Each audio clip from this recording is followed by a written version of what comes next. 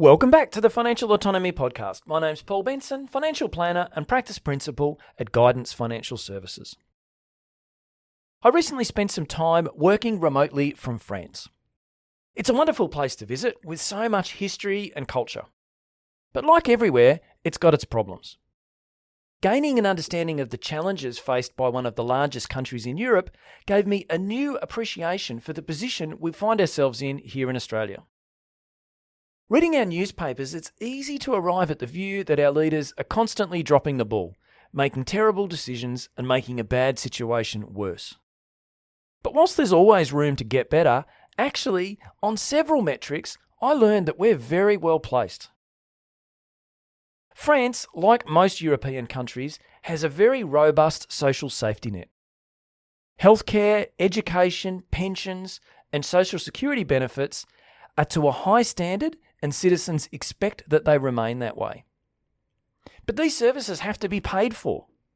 Raising enough taxes to cover all the government expenditure is challenging. Currently, France is spending 5% more than it generates in income.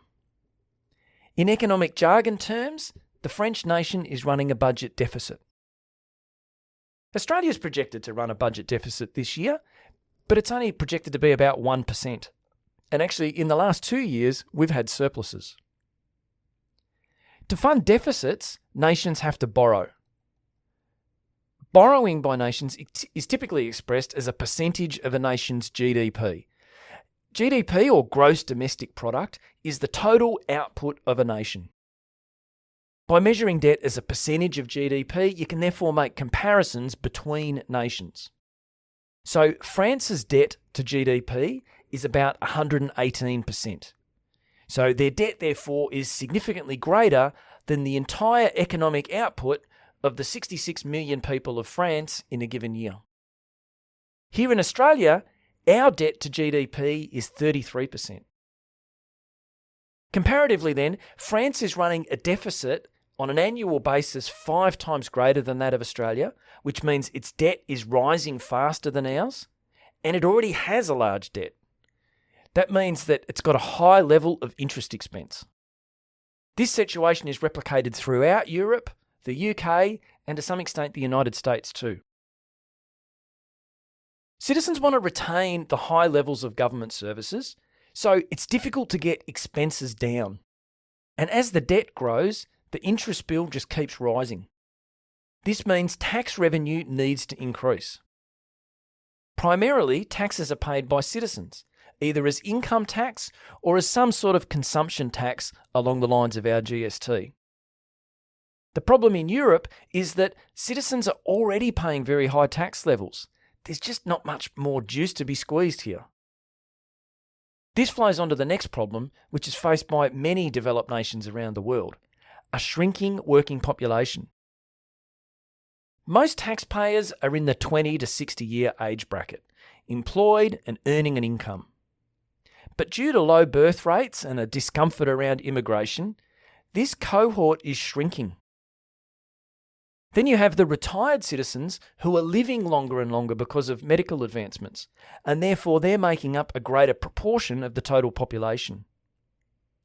In European countries, the working population needs to support the previous generation, the retirees, because taxes are paid by the current working generation to fund the age pensions of previous generations. Australia's worked this way in the past as well, but today we're incredibly fortunate to have our superannuation system, which provides a break from this conundrum.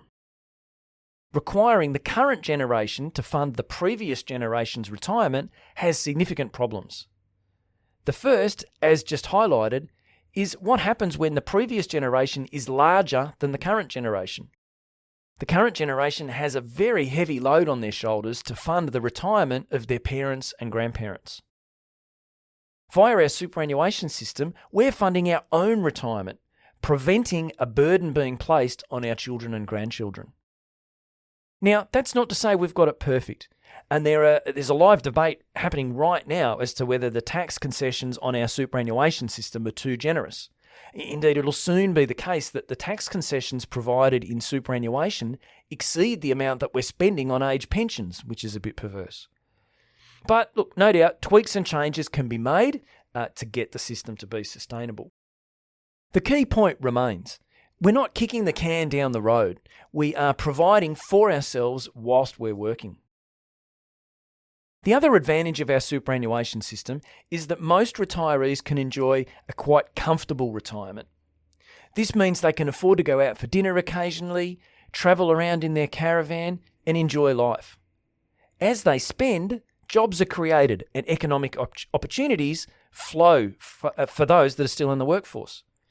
In contrast, as European nations battle with an unaffordable system, the need to restrain the age pension increases to the age pension become greater and greater.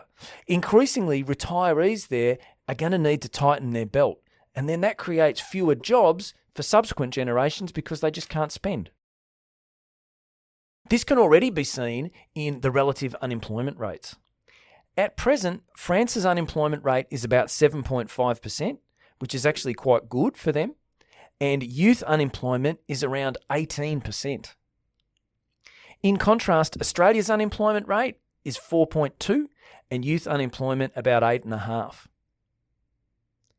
If citizens are unemployed, not only are their lives less satisfying, but they're not contributing to the tax revenues of the nation and therefore not helping to fund the social services that governments provide.